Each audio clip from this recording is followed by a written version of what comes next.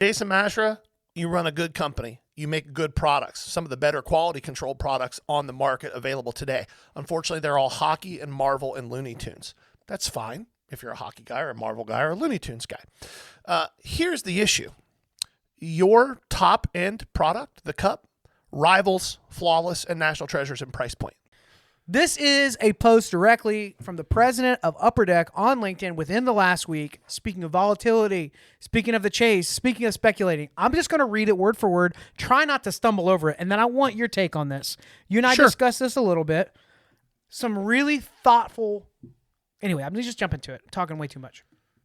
Again, Jason Mashra with Upper Deck. He's the president. Here's what he said. Everything is speculative. I said it wrong. Everything speculative is up right now. The stock market, Bitcoin, trading cards, and it's pricing some collectors out. Here's what the data shows.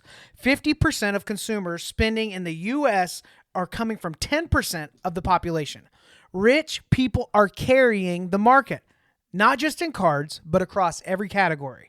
Concert tickets, $1,000 for nosebleeds.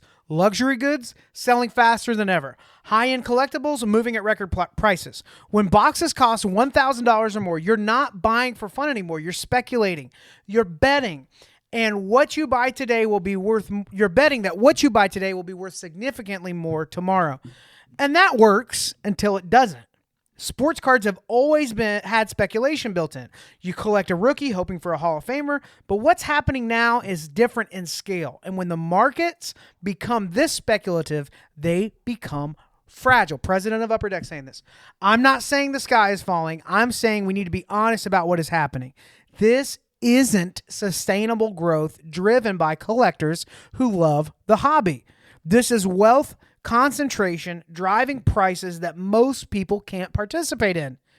And if the money suddenly moves elsewhere to bet on something else, we all feel it. That's a mic drop type of statement at the very least. Okay. You're just whelmed? Not over or under?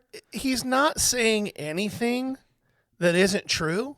But this reads a lot like something we talked about last week when Nat Turner went on his little rampage before he bought PSA about the unfairness of PSA. Jason Mashra, you run a good company. You make good products, some of the better quality control products on the market available today. Unfortunately, they're all hockey and Marvel and Looney Tunes. That's fine if you're a hockey guy or a Marvel guy or a Looney Tunes guy. Here's the issue. Your top-end product, the cup, rivals Flawless and National Treasures in price point. It's a nice product. It's a